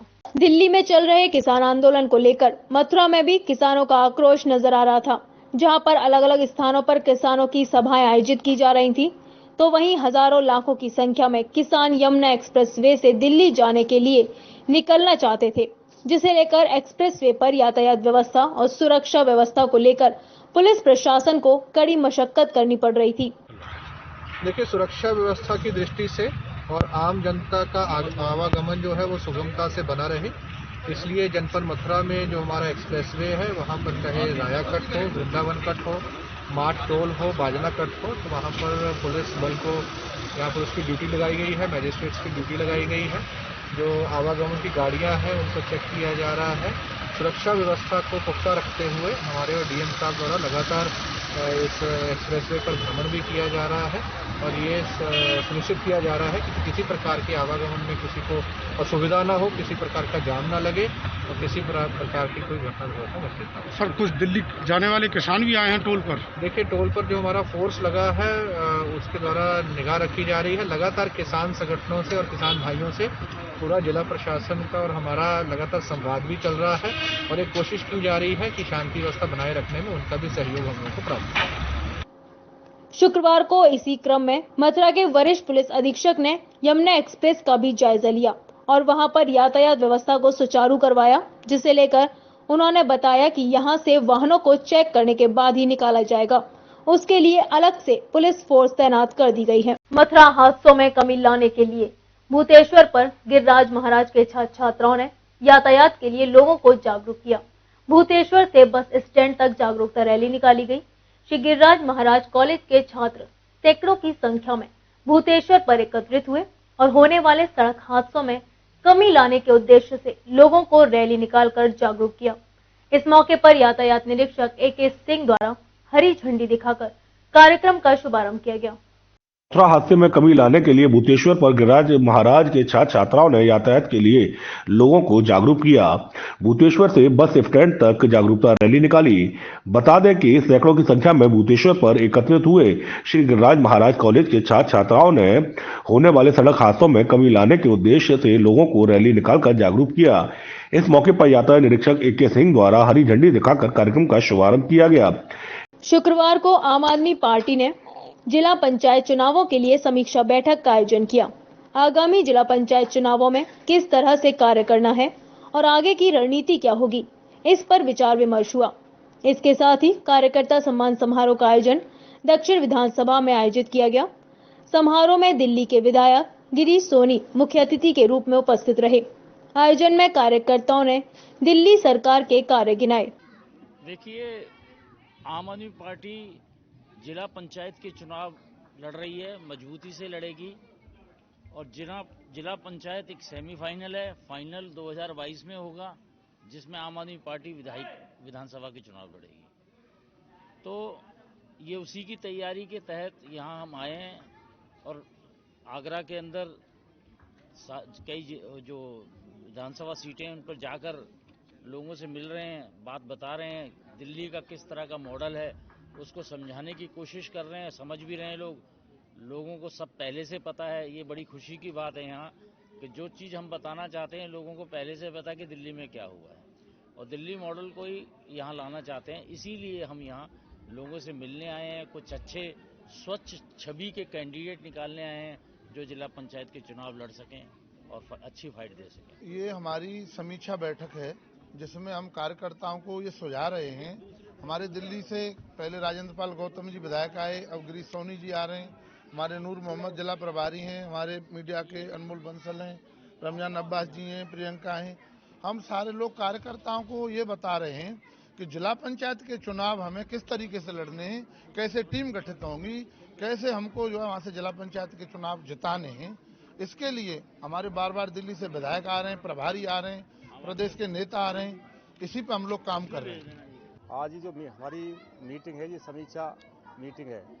जो जिला पंचायत सदस्य के जो चुनाव आ रहे हैं, खास करके नहीं, हम लोगों को उन पर ध्यान देना है कि सारे लोगों को टीम बना करके और वहाँ पर भेज रहा है कि जा करके अपने अपने लोग प्रत्याशियों को और सहयोग करें और उनको जिता करके अरविंद केजरीवाल जी के हाथ मजबूत करें। आज आम आदमी पार्टी का कार्यकर्ता संवाद कार्यक्रम दक्षिण विधानसभा में किया गया है। इसमें मुख्य अतिथि गिरीश सोनी जी जो कि दिल्ली के विधायक हैं और पूर्व में मंत्री भी रहे हैं, वो उपस्थित हुए हैं। जिस तरह से दिल्ली सरकार ने, चाहे वो एजुकेशन हो, चाहे वो स्वास्थ्य हो, चाहे पानी हो, बिजली हो, चाहे शिक्षा हो, उसके ऊपर जो काम किए हैं, आज उन्हीं कार्यक्रमों को हम लेकर उत्तर प्रदेश में आए हैं और उत्तर प्रदेश की जनता को बताना चाहते हैं कि एक ईमानदार सरकार चाहे तो जनता लिए क्या नहीं कर सकती है। आज उसी की कड़ी में आज आगरा में दक्षिण विधानसभा में हम लोग प्रोग्राम कर रहे हैं और ये हमारा निरंतर 9 विधानसभा में ये कार्यक्रम होता रहेगा। इस अवसर पर आम आदमी पार्टी से जुड़े कार्यकर्ता और समस्त पदाधिकारी उपस्थित रहे। कार्यकर्ताओं ने केंद्र और प्रदेश सरकार पर जमकर निशाना साधा। इसके साथ ही सभी ने आगामी चुनावों में पूरी दमदारी के साथ कार्य करने की बात कही। इस अवसर पर दिल्ली के विधायक राजेंद्र पाल गौतम, विधायक गिरीश सोनी, जिला प्रभारी नूर मोहम्मद, मीडिया प्रभारी अनमोल बंसल मुख्य रूप से उपस्थित रहे। नोएडा में अभी हाल ही में आयोजित हुई mister UP men's physics championship में फरहान रहमान खान ने गोल्ड मेडल जीता। रहमान की इस उपलब्धि से उनके परिवारजनों और मित्रजनों में हर्षोल्लास का माहौल देखा गया। आगरा आगमन पर मंटोला के उरूषा ग्रुप कार्यालय पर रहमान का उनके मित्रों ने गर्मजोशी के साथ स्वागत किया। नोएडा में भी हाल ही में हुई आयोजित mister UP men's physics championship में Farhan Rahman Khan mister UP men's physique में गोल्ड मेडल जीता है। रहमान की इस उपलब्धि से उनके परिवारजनों और मित्रजनों में हर्ष का माहौल है। आगरा आगमन पर मंटोला के उषा ग्रुप कार्यालय पर रहमान का उनके मित्रजनों ने गर्मजोशी से स्वागत किया। ये मैंने अभी कुछ टाइम पहले लास्ट 24 जैन को अभी ये फिटनेस का बॉडी बिल्डिंग का कंपटीशन हुआ था, जिसमें कि मैंने मेंस फिजिक में गोल्ड मेडल विनर रहा हूँ। और ये सिर्फ मैं अकेला ही नहीं हूँ जो कि मैं इस मेडल को मैंने खुद अपने दम पर किया, पर मुझे गाइडेंस देने वाले जो हैं मेरे मन्नू भाई हैं, महफूज आलम, जो शो के डायरेक्टर हैं। तो इनकी वजह से मुझे काफ़ी इतनी गाइडेंस मिली है और बहुत ज़्यादा सपोर्ट मिला है, जिससे कि मैं इस शो को बहुत अच्छे से निभा पाया हूँ। और मेरी जो फिटनेस का जो सबसे बड़ा हाथ है, मतलब मुझे तैयार करने पर सबसे बड़ा जिसका हाथ है वो है हमारे राजा भाई नईमुद्दीन कुरैशी। इन्होंने मेरे ऊपर बहुत ही मेहनत की है और बहुत मेहनत करते रहे हैं, हमेशा मुझे मोटिवेट किया है और हमेशा मुझे जो भी ऑलवेज मतलब ऑल कंडीशंस में इन्होंने मुझे मेरा साथ दिया। कि फिर इन सब के बाद अगर मैं जो आज जिसकी बदौलत हूँ वो मेरे फादर हैं, मेरे फादर बैठे हैं, तो इनकी वजह से अगर ये नहीं हो, ये मेरा सपोर्ट नहीं करें, तो मैं आज मैं कुछ भी नहीं कर सकता। मैं बॉडी बिल्डिंग के लड़कों को प्रिपरेशन के लिए रेडी करता हूँ, ठीक है। और जो आज विनिंग मूवमेंट में मेरे दोनों स्टूडेंट फरहान और अफाम, उसके लिए मैं बहुत बहुत शुक्रिया थैंक यू करता हूँ दोनों का ही, जिन्होंने इसलिए मेरी मेहनत को आगे लेकर के गए और मूवमेंट गोल्ड मेडल और सिल्वर मेडल जीत करके आए। और मैं सभी आगरा के सभी शहरवासियों और लड़कों, नई यूथ के लड़कों को यही कहना चाहूँगा, फिटनेस के लिए स्ट्रॉन्ग होएं और ज़्यादा कोशिश करें। बॉडी बिल्डिंग को ही मोटिवेशन मिलेगा, इससे बॉडी बिल्डिंग भी आगरा की आगे ही जाएगी। यूनिक फिजिक मिफ्ता बॉडी बिल्डर्स से जुड़े चैंपियनशिप के नेशनल जज महफूज आलम ने बताया कि नोएडा में आयोजित हुई इस चैंपियनशिप में 200 से अधिक बॉडी बिल्डर्स ने भागीदारी की थी। बहुत खुशी हुई कि इसने पहली बार कंपटीशन पार्टिसिपेट किया, वो भी उत्तर प्रदेश लेवल पे। 200 से ऊपर पार्टिसिपेंट थे, उसके बीच में इसने अपने आप को फाइट की, जीता मेडल्स को और गोल्ड मेडल आगरा की ताजनगरी के लिए लेके आया। ये सबसे बड़ा प्राउड ऑफ मोमेंट है हमारे आगरा के लिए और हमारे बच्चों के लिए। इससे ये पॉजिटिव मैसेज आएगा आगरा की मेंस फिटनेस बॉडी बिल्डिंग्स के लिए कि लड़के अगर मेहनत करना चाहें तो क्या नहीं हो सकता और पहली बार में भी गोल्ड मेडल हासिल किया जा सकता है इसमें। और मैं ये कहना चाहता हूँ, ये मेरा बेटा है फरहान खान FR के, ये बॉलीवुड में भी है, 4 साल से ये मेहनत कर रहा है। बॉलीवुड में हम मूवी बना रहे हैं और यूट्यूब पर इसके सॉन्ग भी हैं। और मन्नू भाई ने, महफूज आलम ने जो फिटनेस के लिए एक औरंगाबाद में भी इसने फिटनेस का एक प्रोग्राम किया था और अभी ये गोल्ड मेडल जीत कर आया है। ये हमारे लिए क्या, पूरे आगरा शहर के लिए, पूरे आगरा जिले के लिए ये गर्व की बात है। और हम चाहते हैं कि आगरा शहर के जो भी बच्चे हैं ज़्यादा से ज़्यादा फिटनेस में, बॉडी बिल्डिंग में और बॉलीवुड में भी आएँ। और मैं सभी आगरा वासियों से ये दरखास्त करता हूँ कि मेरे बेटे के लिए दुआ करिए और आने वाली इसकी मूवी सक्सेस हो और आगरा का नाम रोशन हो। मेरा नाम अफाम अफजल है and today is my first show for Bhapur, and first of all I would like to thank Mahfuz Alam sir and also thank Raja sir to God me a good, beautiful, gave me opportunity to express something about my life. And also thanks for my father, and father my insists me you're going to that time my father was going to Delhi, but he's can't come to here today. And also thanks for thanks for Mahfuz Alam sir, and you encourage me, and Raja sir also encouraged me, and for another level for Bijnor 75 I'm going to another level and inshallah ताला I will win, not immediately but definitely। बता दें फरहान रहमान खान इससे पहले देश के विभिन्न शहरों में आयोजित नेशनल और स्टेट बॉडी बिल्डर्स चैंपियनशिप में भाग ले चुके हैं। शुक्रवार को संजय प्लेस पर भारत रक्षा मंच की ओर से बैठक का आयोजन हुआ। बैठक में राम मंदिर निर्माण समर्पण निधि पर चर्चा की गई। इसके साथ ही जगह जगह हो रहे किसान आंदोलन पर भी विचार रखे गए। बैठक में प्रांतीय व जिला कार्यकारिणी सदस्य, महिला मंच, युवा मंच के पदाधिकारी उपस्थित रहे। भारत रक्षा मंच की ओर से एक तो निधि, राम मंदिर निर्माण निधि कार्यक्रम को लेकर के कुछ चर्चा पर चर्चा होनी है और हमारे बीच में माननीय सूर्यकांत केलकर जी वरिष्ठ संघ के प्रचारक भी हैं और भारत रक्षा मंच के राष्ट्रीय संगठन मंत्री हैं। उनका आगरा प्रवास है तो अपने कार्यकर्ताओं से रूबरू हों, एक ये बात है। और मंच की जो आगामी योजना है, दिशा योजना, जैसे दिल्ली में जो कल हुआ 26 जनवरी को, उसके विषय में हमारा क्या दृष्टिकोण है, क्या हमारे सरकार की उदासीनता है या हमारे कार्यकर्ताओं की सोच क्या बन रही है, इस पर चर्चा करेंगे। और चर्चा के बाद जो मत रहेगा वो आप लोगों के सामने आएगा। मैं सूर्यकांत केलकर, भारत रक्षा मंच का राष्ट्रीय संयोजक हूँ। 26 जनवरी के दिन दिल्ली में जो घटना हुई उसकी भारत रक्षा मंच घोर निंदा करता है। वैसे पहले से संकेत मिल रहे थे कि किसान आंदोलन के नाम पर देश विरोधी ताकतें उसमें लगी हैं। किसानों को देश का नागरिक मानते हुए सरकार ने और पुलिस ने जो संयम दिखाया है वो अभूतपूर्व है।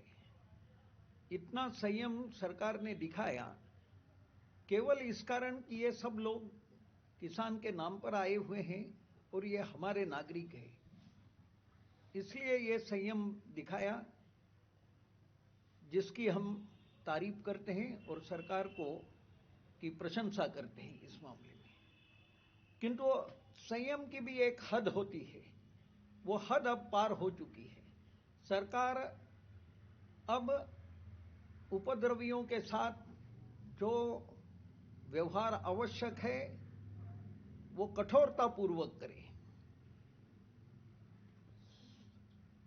पहले से ये संकेत मिल रहे थे कि विदेशी फंडिंग चल रहा है।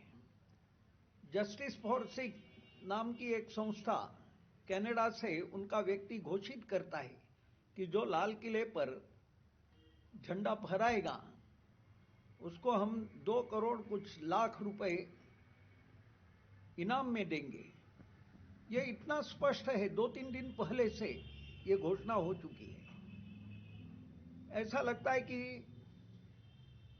देशद्रोहियों की हरकतों से एक तरह से कहीं सरकार अनभिज्ञ रही या उसकी उतनी चिंता नहीं की गई, और हुआ यही, सारे जो प्रॉमिस सरकार के साथ पुलिस के साथ किए गए थे सारे प्रॉमिस तोड़ दिए गए।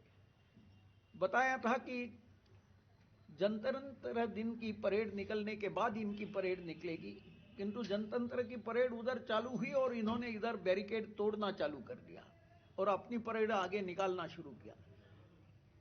ट्रैक्टर जो दौड़ाए वो ट्रैक्टर भी कई जगह हमलावर टैंक जैसे दिखाई दिए। पुलिस पे दौड़ा रहे, पुलिस को मारने के लिए, पुलिस जान बचाने के लिए। पुलिस चाहती या सेना चाहती तो गोलियां चला सकती थी, फिर भी बहुत संयम बरता और लोग पुलिस को अपनी जान बचाने के लिए इधर उधर भागना पड़ा है। यह एक तरह से वो ये संकेत दे रहे हैं कि आप चाहे जो उपद्रव करो, पुलिस पे पथराव करो, पुलिस पे लाठियां चलाओ। ये बहुत ही गलत संदेश किसान आंदोलन के नेताओं ने और उनके लोगों ने दिया है, जिसकी घोर निंदा हम करते हैं। दिल्ली में चल रहे किसान आंदोलन को लेकर मथुरा में किसानों का आक्रोश साफ नजर आ रहा है, जहां पर अलग अलग स्थानों पर किसानों की सभाएं आयोजित की जा रही थी।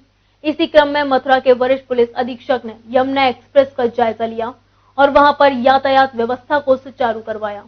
दिल्ली में चल रहे किसान आंदोलन को लेकर मथुरा में भी किसानों का आक्रोश नजर आ रहा था, जहां पर अलग अलग स्थानों पर किसानों की सभाएं आयोजित की जा रही थी, तो वहीं हजारों लाखों की संख्या में किसान यमुना एक्सप्रेसवे से दिल्ली जाने के लिए निकलना चाहते थे, जिसे लेकर एक्सप्रेसवे पर यातायात व्यवस्था और सुरक्षा व्यवस्था को लेकर पुलिस प्रशासन को कड़ी मशक्कत करनी पड़ रही थी। देखिए, सुरक्षा व्यवस्था की दृष्टि से और आम जनता का आवागमन जो है वो सुगमता से बना रहे, इसलिए जनपद मथुरा में जो हमारा एक्सप्रेसवे है वहाँ पर चाहे राया कट हो, वृंदावन कट हो, माट टोल हो, बाजना कट हो, तो वहाँ पर पुलिस बल को यहाँ पर उसकी ड्यूटी लगाई गई है, मैजिस्ट्रेट्स की ड्यूटी लगाई गई है।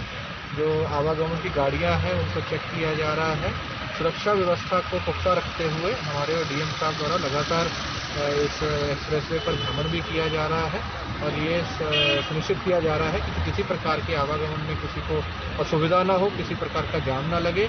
और किसी प्रकार की कोई घटना दुर्घटना घटित ना हो। सर, कुछ दिल्ली जाने वाले किसान भी आए हैं टोल पर। देखिए, टोल पर जो हमारा फोर्स लगा है उसके द्वारा निगाह रखी जा रही है। लगातार किसान संगठनों से और किसान भाइयों से पूरा जिला प्रशासन का और हमारा लगातार संवाद भी चल रहा है और एक कोशिश की जा रही है कि शांति व्यवस्था बनाए रखने में उनका भी सहयोग हम लोगों को प्राप्त है। शुक्रवार को इसी क्रम में मथुरा के वरिष्ठ पुलिस अधीक्षक ने यमुना एक्सप्रेस का भी जायजा लिया और वहां पर यातायात व्यवस्था को सुचारू करवाया, जिसे लेकर उन्होंने बताया कि यहां से वाहनों को चेक करने के बाद ही निकाला जाएगा। उसके लिए अलग से पुलिस फोर्स तैनात कर दी गई है। मथुरा हादसों में कमी लाने के लिए भूतेश्वर पर गिरिराज महाराज के छात्र छात्राओं ने यातायात के लिए लोगों को जागरूक किया। भूतेश्वर से बस स्टैंड तक जागरूकता रैली निकाली गई। श्री गिरिराज महाराज कॉलेज के छात्र सैकड़ों की संख्या में भूतेश्वर पर एकत्रित हुए और होने वाले सड़क हादसों में कमी लाने के उद्देश्य से लोगों को रैली निकालकर जागरूक किया। इस मौके पर यातायात निरीक्षक AK सिंह द्वारा हरी झंडी दिखाकर कार्यक्रम का शुभारंभ किया गया। मथुरा हादसे में कमी लाने के लिए भूतेश्वर पर गिरिराज महाराज के छात्र छात्राओं ने यातायात के लिए लोगों को जागरूक किया। भूतेश्वर से बस स्टैंड तक जागरूकता रैली निकाली। बता दें कि सैकड़ों की संख्या में भूतेश्वर पर एकत्रित हुए श्री गिरिराज महाराज कॉलेज के छात्र छात्राओं ने होने वाले सड़क हादसों में कमी लाने के उद्देश्य से लोगों को रैली निकालकर जागरूक किया। इस मौके पर यातायात निरीक्षक AK सिंह द्वारा हरी झंडी दिखाकर कार्यक्रम का शुभारंभ किया गया। इस मौके पर ब्रज यातायात समिति के प्रदेश अध्यक्ष विनोद दीक्षित के अलावा स्कूल के सभी अध्यापक मौजूद रहे। रैली का मुख्य उद्देश्य हादसे में कमी व यातायात के प्रति लोगों को जागरूक कर यातायात के नियमों का पालन करने के लिए लोगों को जागरूक करना था। स्लोगन नारों के माध्यम से जनपद के जनपदवासियों को उनकी सुरक्षा के लिए, सड़क सुरक्षा के लिए अवेयर करने का प्रयास करेंगे। इस रैली का मुख्य उद्देश्य ये है कि लोग समझें कि सड़क पर उनका जीवन कितना बहुमूल्य है। वो समझें कि यातायात के नियम उनके स्वयं के लिए हैं, उनकी स्वयं की जिंदगी के लिए हैं। और मैं मथुरा यातायात पुलिस को इसके लिए बहुत बहुत धन्यवाद करता हूँ। रैली में जो छात्र छात्रा हैं, कितने लोगों ने भाग लिया? तकरीबन 200 के लगभग छात्र छात्राएं जो हैं शिक्षा संकाय के, हमारे BEd BTD संकाय के 200 लगभग छात्र छात्राएं हैं जो इस रैली में पार्टिसिपेट कर रहे हैं। जिन्होंने अपने हाथ से तख्तियां बनाई हैं, सुंदर सुंदर स्लोगन बनाए। रैली का आयोजन किया जा रहा है। रैली हर बार निकाली जाती है, फिर भी लोगों को अवेयरनेस नहीं है। इसके लिए क्या कुछ कार्रवाई की जाएगी? देखो, प्रयास किया जा रहा है। हम लोगों का प्रयास करना है। इसके अलावा जो कार्रवाई है, प्रवर्तन की कार्रवाई लगातार जारी है। इसके अलावा जागरूकता का एक अपना प्रयास है जो जारी है, वो जारी रहेगा। सर, कहाँ से कहाँ तक निकाली जाएगी रैली? ये यहाँ से भूतेश्वर से नए बस। इस मौके पर यातायात निरीक्षक ने बताया कि एक माह के अभियान से लोगों को सीट बेल्ट, हेलमेट, सड़क सुरक्षा संकेतों के साथ साथ लगातार जागरूक किया जा रहा है। रैली व चेकिंग करके भी लोगों को जागरूक किया जा रहा है। उन्होंने अपील करते हुए कहा कि लोग ज्यादा से ज्यादा यातायात के नियमों का पालन करें। सभी का जीवन अनमोल। मथुरा चतुर्वेद समाज की गुरु गद्दी श्रीजी पीठ के तत्वाधान में गुरुवार को श्रीजी पीठ चैरिटेबल ट्रस्ट की ओर से साधु संतों को श्रीजी पीठाधीश्वर श्री ठाकुर जी बाबा महाराज के सानिध्य में कंबल वितरण कार्यक्रम का आयोजन किया गया। इस मौके पर उपस्थित सभी अतिथियों ने भीषण सर्दी से बचाव के उद्देश्य से गरीब असहाय लोगों को कंबल वितरित किए। माथुर चतुर्वेद समाज की गुरु गद्दी श्रीजी पीठ के तत्वाधान में गुरुवार को श्रीजी पीठ चैरिटेबल ट्रस्ट द्वारा साधु संतों को श्रीजी पीठाधीश्वर श्री ठाकुर जी बाबा महाराज के सानिध्य में मनीष बाबा द्वारा कंबल वितरण सेवा की गई।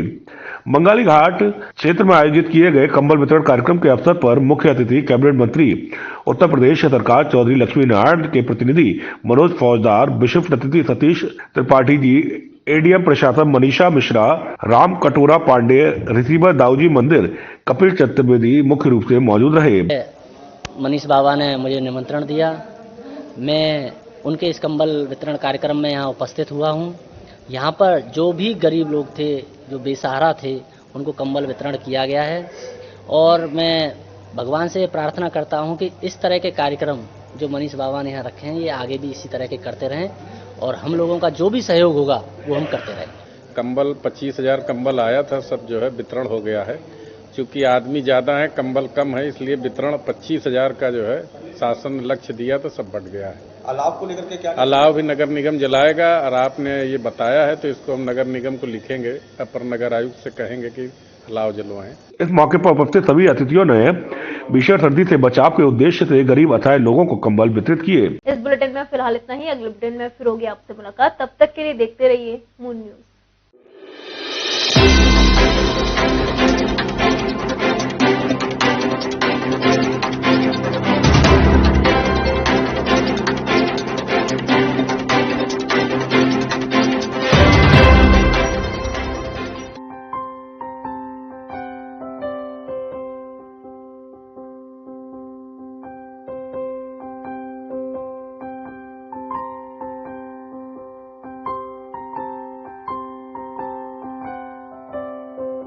जब भी कोई घटना, विषय, मुद्दा या परिवर्तन समाज को कचोटता है, उद्वेलित करता है, तब शुरू होती है एक बहस। पक्ष विपक्ष में चलते हैं तर्क और जन्म लेते हैं विचार। चर्चा, बहस, तर्क वितर्क से लेकर विचार बनने तक का है सफरनामा मून न्यूज का कार्यक्रम नजरिया। समसामयिक विषयों पर तीखी बहस, नजरिया। स्थानीय मुद्दों पर समाज का उद्वेलन, नजरिया। यदि आप भी नजरिया कार्यक्रम में सहभागी होना चाहते हैं तो आप हमें SMS कर सकते हैं। टाइप कीजिए अपना नाम, मोबाइल नंबर, कार्य विषय की जानकारी और SMS करें 963।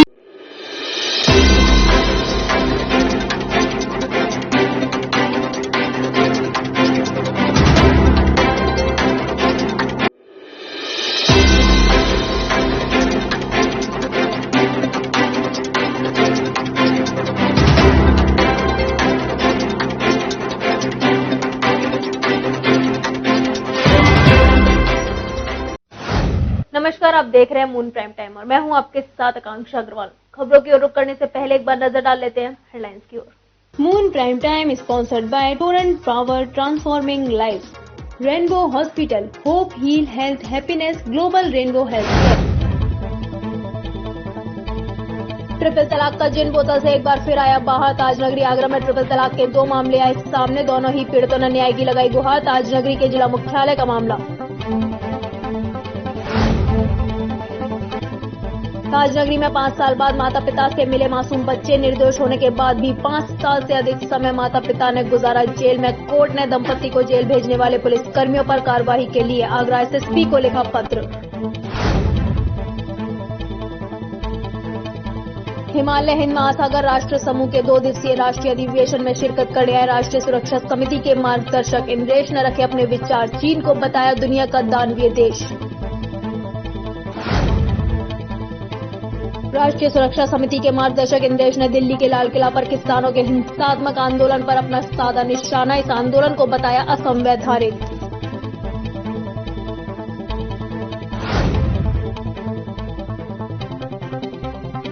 मकानों में आई दरारों से मचा हड़कंप। जमीन धंसने के कारण पड़ी मकानों में दरार। प्रशासनिक अधिकारियों ने लोगों से मकान खाली करने की अपील। थाना कोतवाली के रोशन मोहल्ले क्षेत्र का मामला।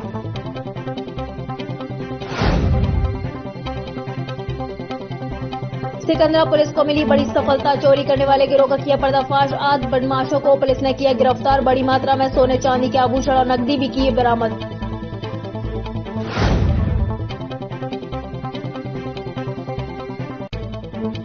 ताजनगरी में कोहरे और सर्दी के चलते लोगों को हो रही खासी परेशानियां। सड़क और रेल यातायात पर भी पड़ रहा कोहरे का बड़ा असर।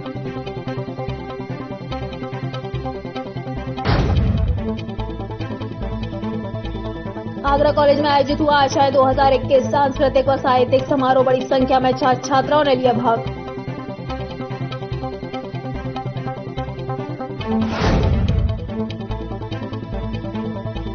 भारत रक्षा मंच की ओर से आगरा में बैठक का किया गया आयोजन। राम मंदिर निर्माण समर्पण निधि पर की गई चर्चा। किसान आंदोलन पर भी रखे अपने विचार।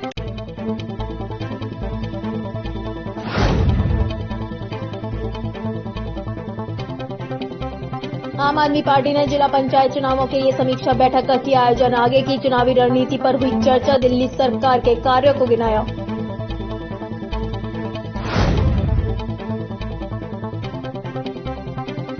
दिल्ली में चल रहे किसान आंदोलन को लेकर मथुरा में किसानों में दिखा आक्रोश। मथुरा के वरिष्ठ पुलिस अधीक्षक ने लिया यमुना एक्सप्रेसवे का जायजा। अलग से पुलिस फोर्स किया गया तैनात। पिता पुत्र की हत्या के मामले में पुलिस ने एक आरोपी को किया गिरफ्तार। एक सप्ताह पूर्व मामूली विवाद में आधा दर्जन से अधिक पड़ोसियों ने पिता पुत्र को गोली मारकर उतारा मौत के घाट। थाना बसौली क्षेत्र के अंतर्गत गांव खुर्जा शिवलाल में हुई थी घटना। मथुरा में लोगों को यातायात के नियमों के प्रति जागरूक करने के लिए छात्र छात्राओं ने निकाली जागरूकता रैली। रैली के माध्यम से लोगों को यातायात के नियमों के प्रति किया गया जागरूक। ताजनगरी आगरा में ट्रिपल तलाक का जिन एक बार फिर बाहर आ गया है। दरअसल आपको बताते चलें कि आगरा जिला मुख्यालय पर मौजूद पुलिस अधिकारियों के सामने ट्रिपल तलाक के 2 मामले सामने आए हैं, जिनमें एक मामला न्यू आगरा का तो दूसरा मामला लोहा मंडी का है। दोनों ही पीड़िताओं ने न्याय की गुहार लगाते हुए पुलिस अधिकारियों से कार्रवाई की मांग की है। ताजनगरी आगरा में एक बार फिर ट्रिपल तलाक का जिन बोतल से बाहर आ गया है। दस शुक्रवार को आगरा के जिला मुख्यालय पर ट्रिपल तलाक के 2 मामले सामने आए हैं, जिसमें एक मामला लोहा मंडी थाना क्षेत्र का है तो दूसरा न्यू आगरा थाना क्षेत्र का है। आगरा शहर की समाज सेविका और वरिष्ठ कांग्रेस नेत्री शबाना खंडेलवाल दोनों ही ट्रिपल तलाक के मामलों को लेकर जिला मुख्यालय पहुंची, जहां पुलिस अधिकारियों से न्याय की गुहार लगाते हुए पीड़ितों को हर संभव मदद का भरोसा दिलाया। 3 तलाक उन्होंने किया था फोन में लोहा मंडी थाने में यहीं पे छोड़ के चली गए। 3 तलाक देता हूँ मैं 3 नहीं रखूंगा। मैं थाने पर ही 3 तलाक बोल दिया था। नहीं पे यहीं पे मेरा घर है, नहीं बीच रोड पे छोड़ के चली गई तो। अच्छा जी हाँ, कह रहे मैं 3 तलाक दे रहा हूँ, मैं 3 रखूंगा नहीं। क्यों रखते क्यों नहीं है, क्या कारण है? जी सास नहीं कहती ले मैं 3 दूल्हा की दूसरी शादी कराऊंगी मैं तेरे ही दूल्हा की, तो मैं गलती माफी मांगती हूँ, वो नहीं रखती। ये बच्चे को भी छीन लिया है, वो एक लड़का है, मेरे लड़के को छीन लिया उन्होंने सर। आज अधिकारियों से मुलाकात हुई है, क्या आश्वासन दिया? अधिकारियों से मुलाकात हुई है, क्या कहा उन्होंने भी बोला दिलाएंगे इंसाफ के। यह कोई पहला मामला नहीं है जब ट्रिपल तलाक के मामले सामने आए हों। उत्तर प्रदेश शासन द्वारा ट्रिपल तलाक का कानून लागू होने के बाद सबसे पहले आगरा के लोहा मंडी थाने में ट्रिपल तलाक का मुकदमा दर्ज किया गया था। उसके बाद एक नए मामले पुलिस के सामने आ रहे हैं। शुक्रवार को जो 2 नए मामले सामने आए हैं, जिसमें आरोपी पति ने एक पीड़िता को दहेज के लिए सड़क पर ट्रिपल तलाक दे दिया, तो दूसरे आरोपी ने दूसरी शादी रचाने के लिए फोन पर पीड़िता को ट्रिपल तलाक दिया है। इनका मामला थाना न्यू आगरा का है, नसीराबाद में वो रहता है लड़का रहमान। 1 साल हो गया उसको शादी करके, उसके बाद दहेज को लेके उसने घर में बिठा रखा है।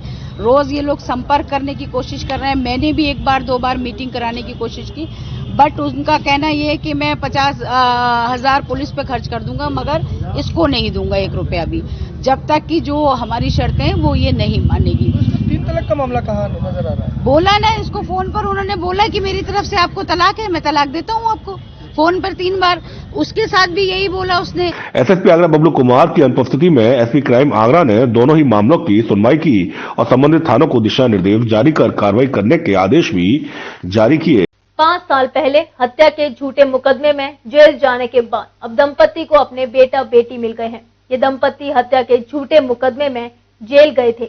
उस समय बच्चों की उम्र तकरीबन 3 और 4 वर्ष थी। दोनों ही बच्चे कानपुर के बाल सुधार गृह में रह रहे थे। अधिवक्ता, आरटीआई एक्टिविस्ट और पुलिस के आला अफसरों की मदद से अब इस दंपति को दोनों बच्चे मिल गए हैं। ताजनगरी आगरा में एक अजीबोगरीब मामला सामने आया है। मामला ताजनगरी आगरा के बाह थाना क्षेत्र का है। दरअसल आज से 5 साल पूर्व बाह थाना क्षेत्र के अंतर्गत एक मासूम की हत्या के मामले में एक पति पत्नी को जेल भेज दिया गया था। 5 साल जेल काटने के बाद दोनों पति पत्नी न्यायालय से निर्दोष साबित हुए हैं। 5 साल 3 माह जेल के अंदर रहने के बाद अब कानून ने इन दोनों ही पति पत्नी को निर्दोष माना और हत्या के झूठे मुकदमे में जेल में भिजवाने की साजिश माना। इस घटना के बाद जहां प्रतिवादी पक्ष के अधिवक्ता ने तमाम दलीलों और साक्ष्यों के आधार पर अपने प्रतिवादी पक्ष के पति पत्नी को न्यायालय से बरी कराया, तो वहीं इस प्रकरण में एक और घटनाक्रम सामने आया है। जिस वक्त ये दंपति 5 साल 3 महीने पूर्व हत्या के झूठे मुकदमे में जेल गया था, उस वक्त दंपति के 2 बच्चे, जिसमें एक बेटा और एक बेटी शामिल थी। दोनों बच्चों की उम्र तकरीबन 3 से 4 साल की थी। जेल जाने के बाद इस दंपति की मुलाकात 5 साल से अपने बच्चों से नहीं हुई थी। 19 जनवरी 2021 को नैंदो और नजमा को रिहा किया गया। कानूनी प्रक्रिया के कारण 21/1/2021 को शाम 7 बजे करीब जेल से रिहा हो पाए। जब दोनों जेल से रिहा हुए तो दोनों बच्चों की तलाश जानकारी की, बच्चे नहीं मिले। जानकारी हुई कि वो किसी अनाथालय में हैं। क्योंकि किस तारीख को रिहा हुए थे, मेरे द्वारा 22 तारीख को एक पत्र लिखा गया एसएसपी आगरा को और एक पत्र लिखा गया डीएम आगरा को। एसएसपी आगरा वाला पत्र मैंने उनके व्हाट्सएप पर डाला, कोई रेस्पॉन्स नहीं मिला। डीएम के यहाँ जब करीब शाम को 7 साढ़े 7 बजे लोग पहुंचे तो डीएम के यहाँ से भी इनको कोई रेस्पॉन्स नहीं मिला।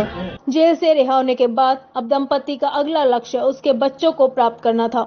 लिहाजा दंपति ने एक बार फिर अपने बच्चों से मिलने के लिए कानून का दरवाजा खटखटाया, मगर दुर्भाग्य की बात थी और प्रतिवादी पक्ष के अधिवक्ता का आरोप है कि जिला प्रशासन आगरा और बाढ़ थाने के थानेदार किसी की भी कोई मदद नहीं मिली। इस प्रकरण में आरटीआई एक्टिविस्ट नरेश पारस और आगरा जोन के एडीजी अजय आनंद की मदद से अब इस दंपति को दोनों ही बच्चे मिल गए हैं। देखिए, जब पूरा मामला जानकारी में आया मेरी में कि ये निर्दोष थे और निर्दोष होते हुए भी पिछले 5 साल से जेल में सजा काट रहे थे, जब ये छूटे हैं तो ये अपने बच्चों की तलाश में पुलिस प्रशासन के पास में गए थे बच्चों की बरामदगी के लिए।